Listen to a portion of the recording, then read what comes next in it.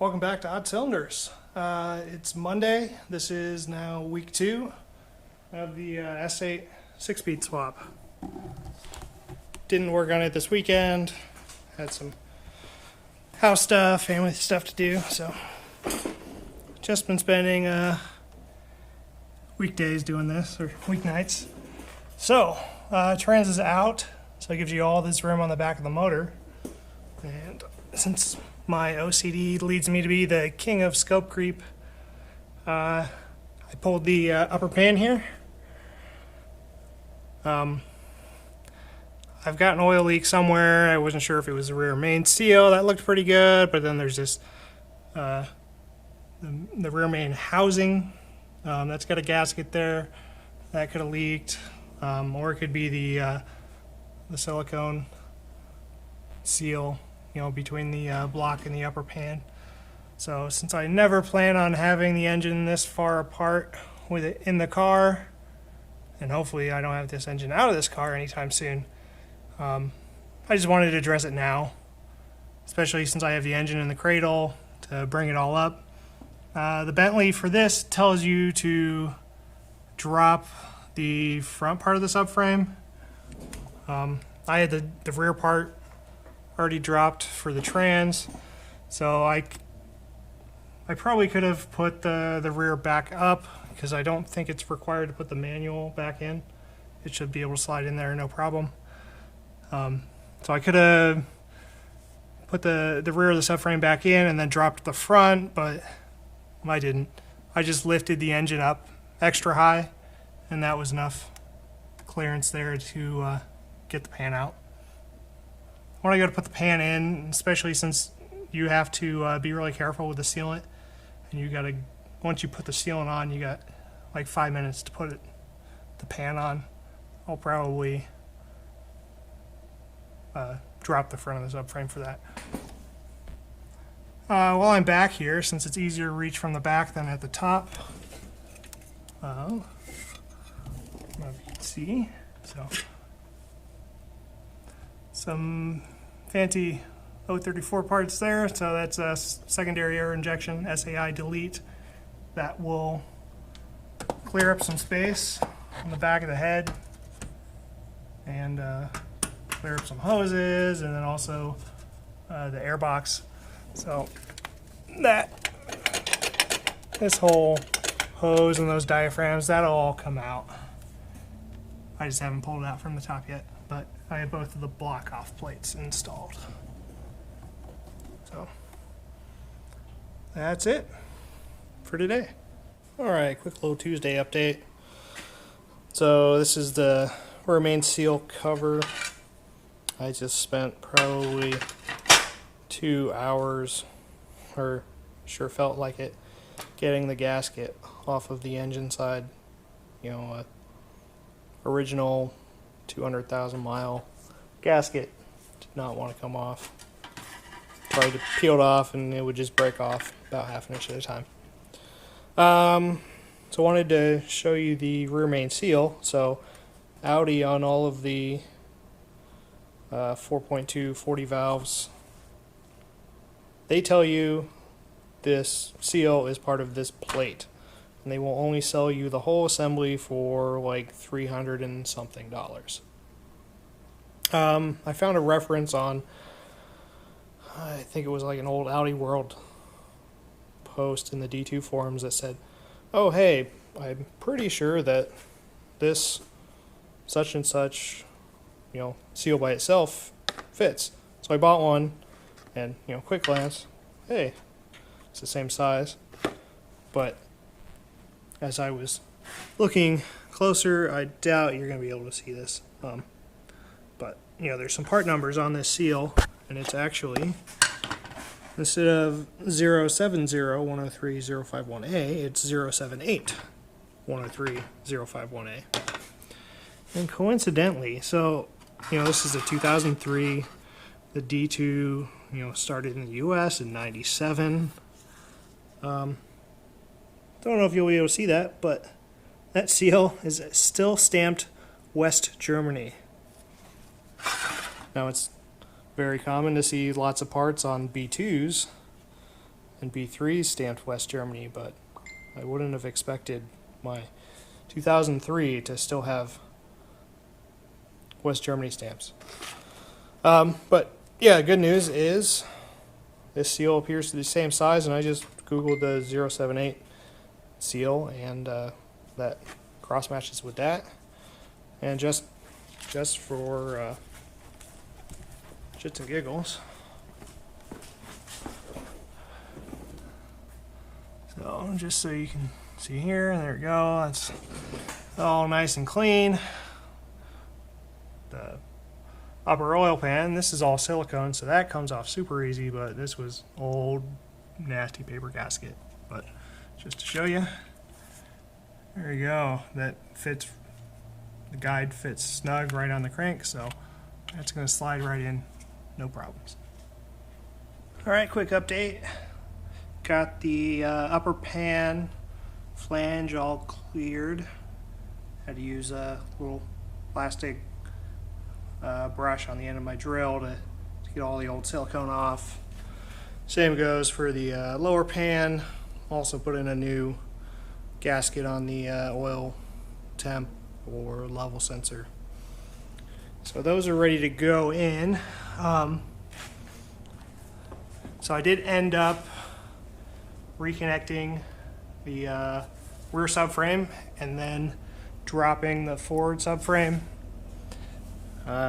They tell you to put in like a 50mm spacer. I just used a couple blocks of wood, so that gives you a lot more room underneath the sump there. Quick tip: before you put the sealant on the pan, slide it up here and just make sure you can get it up to the flange unobstructed, because you just want it to go straight on and not rub sealant anywhere. And the OE sealant, or I'm going to use the Durco equivalent. As soon as you put it on there, you've got 5 minutes to get it mated up there. So you don't want to have to redo it. The back side, got the gasket, new gasket for the rear main seal flange, then also the new rear main seal in there. So I am going to go put the sealant on and then put the oil pan back on. Another quick note before I throw this oil pan on: electric ratchet. I literally just bought this for doing all of this, and it's already proved invaluable. It's especially handy when you have to drive in a whole bunch of bolts like the oil pan. I've had air versions of these before, but those aren't really conducive to working on a car because the hose is always in the way. Air ratchets are great for building engines when you're working on a stand, but electric ones, awesome. Milwaukee M12, just because I have a lot of other Milwaukee M12 and M18 tools, but just whatever brand you want. These things are great, and they're just for spinning in bolts or spinning out bolts. They're not for torquing, but it saves you so much time. And here I got the upper pan.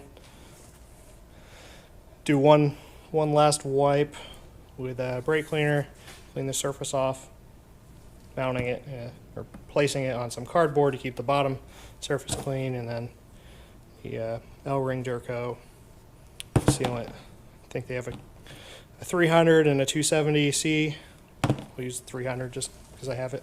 All right, I've got the upper and lower pan on, so you can see the bead sealant is just peeking out from the flange, top and bottom. Looks just the way the factory did, so now I know I didn't put too much on. If you put too much on, it'll actually ooze out on the inside, and then that can come off and clog your oil pickup and kill your motor. So you want to be just really vigilant about that. I think they call for like a 1.5mm bead on those. Starting Thursday update. So this here is why you take the seat out.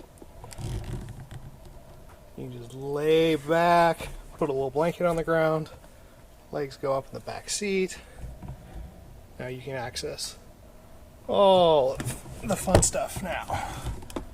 So, speaking of, so I've got the brake pedal and gas pedal disconnected here.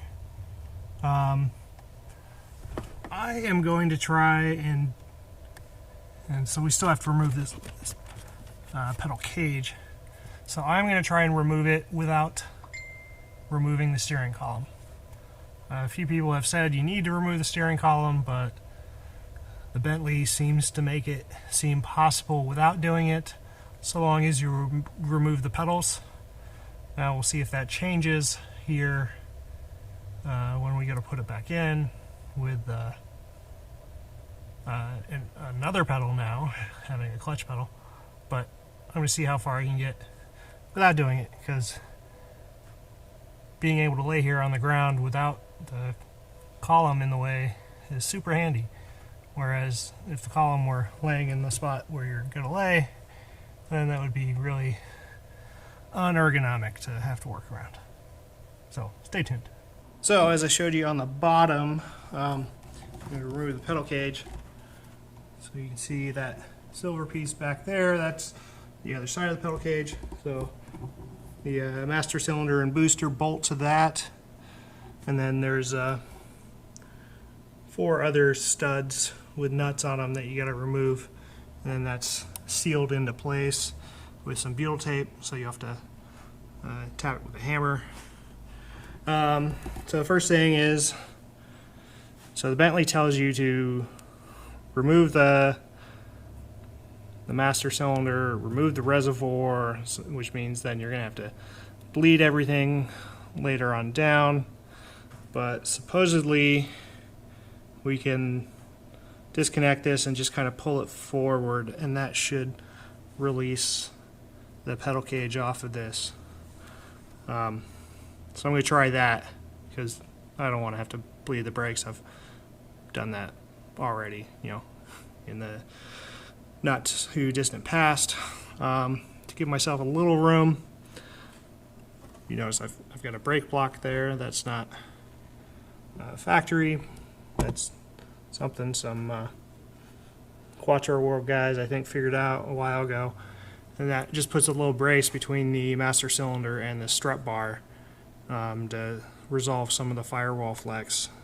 D2s from the factory, I don't know, with it being aluminum or just being a heavy car and the big Brembos, the firewall flexes, and then you have a pretty spongy pedal, where some people have said you can't even really activate ABS on dry pavement with the factory setup. So you put this little block in here. This is machined out of aluminum. I've seen some people do it out of hardwood, and it's just now it then transfers the force from the master cylinder and the firewall up against this nice beefy strut tower, and you get a lot firmer pedal. Alright, so that was a bit of a pain. So I did end up siphoning the reservoir here. I just, with it on, I didn't have a thin enough 22mm wrench to get the master off, or at least the nut, and then there's the bolt that goes through the booster there. My friend who's doing this right at the same time, he was able to get that off and then not have to remove that, but I don't know. I think it was probably faster and easier for me to pull that off, especially on the backside. You know, you get the other one, that's kind of a pain too. I got the 4 bolts off of the cage there. Some of those were a pain. It was a combination of swivel sockets, ratcheting wrenches, and a few other straight stuff to get them, all 4 of them. Probably the top right was the real pain. We'll see how easy it is to then get nuts back on during reassembly.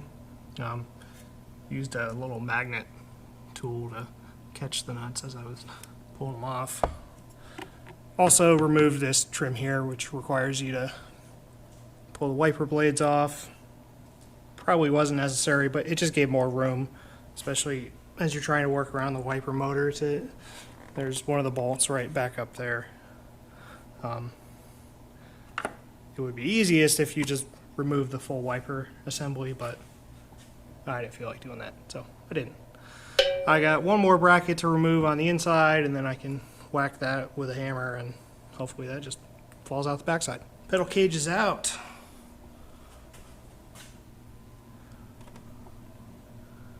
Nice hole in the firewall there. So yeah, I was able to get it out without dropping the steering column.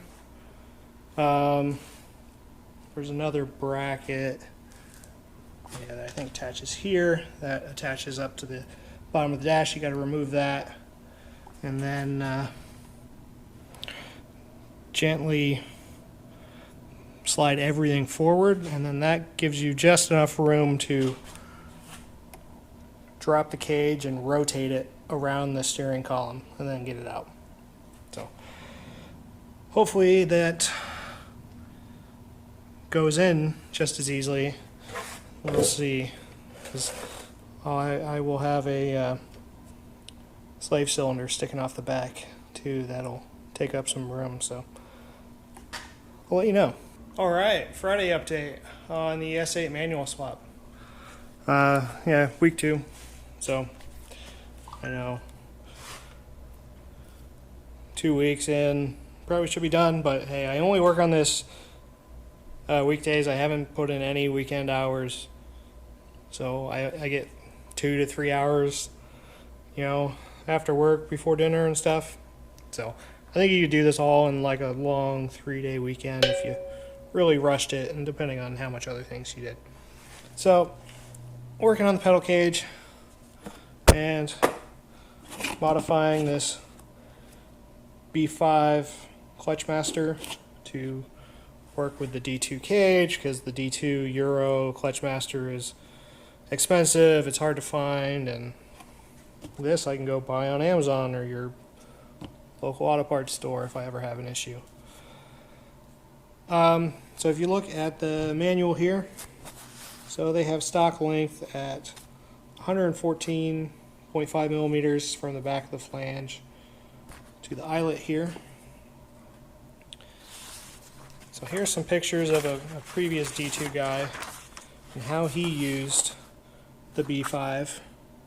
So hole saw through there, and then 2 smaller holes to do some through bolts. We'll probably do rib nuts just because those are easier. Notice he's using the D2 auto brake pedal, but then modified to drill a hole for the eyelet further up. So that's going to be a little different than me. And then he used some standoffs on the back side, using some, looks like some split pins. Might do that, or some aluminum spacer or something. And then this is a picture of the stock Euro setup, how the clutch master is mostly on the inside then, and the hoses are on the inside, which you then have to route through the firewall. The B5 will actually put both of the hoses on the outside, so a little less routing. But one of the things I do have to figure out, so it looks like he used, you know, a mount further up on the brake pedal instead of, you know, normally the brake master mounts there. It looks like, I don't think he used a slot, but maybe drilled a hole there to get some extra extension. But with my micrometer here at 114.5 and my distance here from my pivot point, it's actually putting, you know, what should be the back of the flange on the inside. So I need to figure that out. Actually, let's look at it.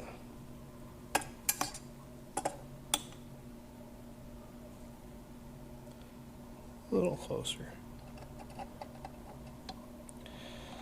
So there we go. If we go straight, perpendicular, yeah, so it's a little short of the pivot, which, you know, would then put things further in, which we have to worry about, you know, that hose here now. But I'm going to double check this offset. So we are going to have the clutch switch there. That is going to offset it slightly. And then I have it on my other cage right now, but I've got the clutch over center spring. I'm going to put that on and see if that makes this clutch pedal center somewhere different, and then we'll figure out the right offset to place the master.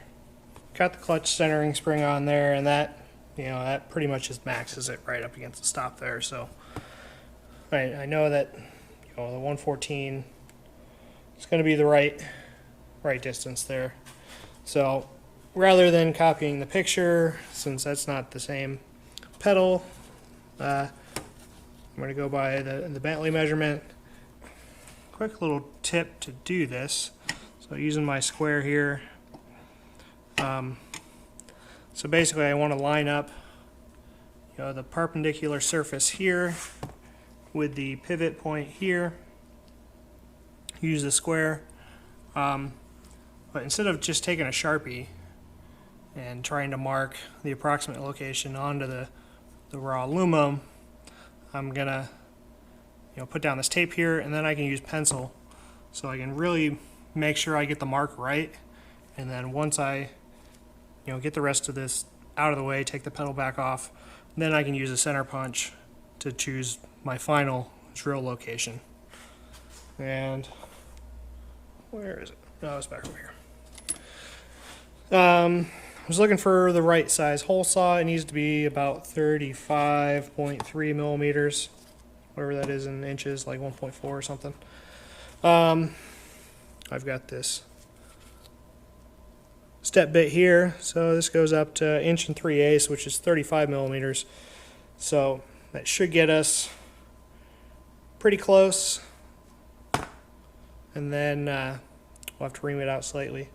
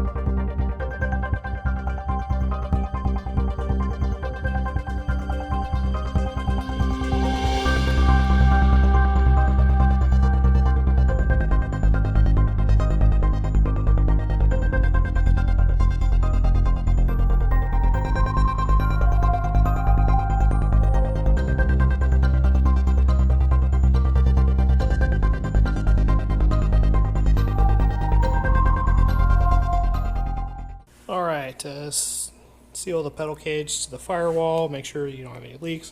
This is what you want. Butyl tape, might be called glass sealing, whatever. It looks like this.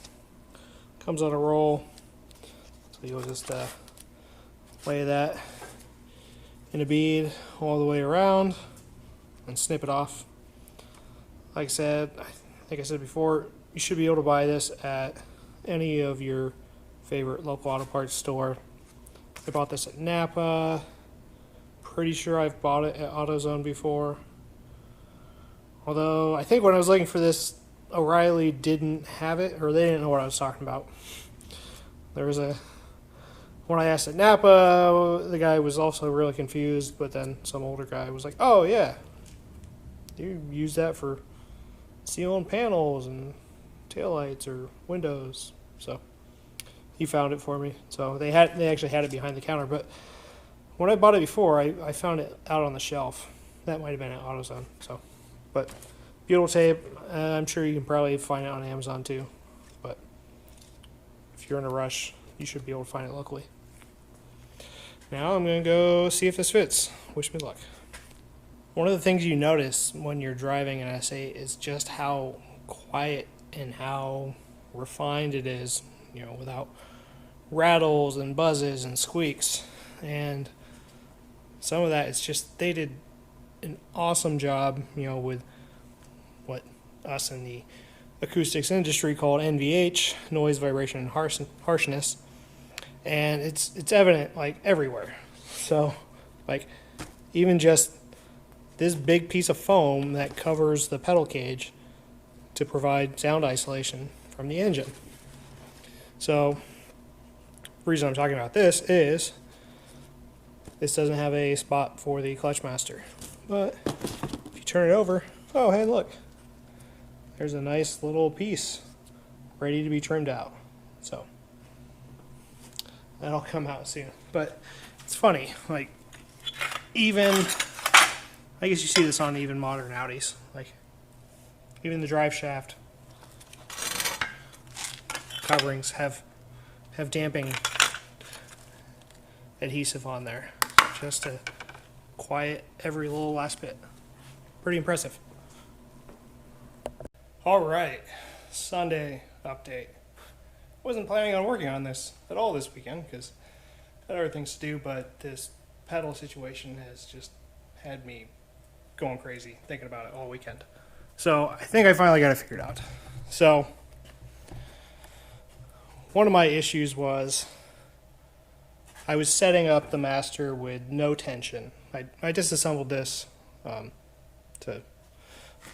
get it ready to go back in the car. I should have filmed this before, but I'll show you what I'm thinking. And ideally, I should have done this months ago. This is exactly why I bought, you know, a spare cage here, was so I could set this up outside of the car and get it ready to go, get it all figured out. But I got lazy, I didn't do it, and then I got anxious to start the swap. So how I was setting this up before was not having any tension on this. Basically, the way this should be set up is you actually have to depress the pedal some to line up the master connection.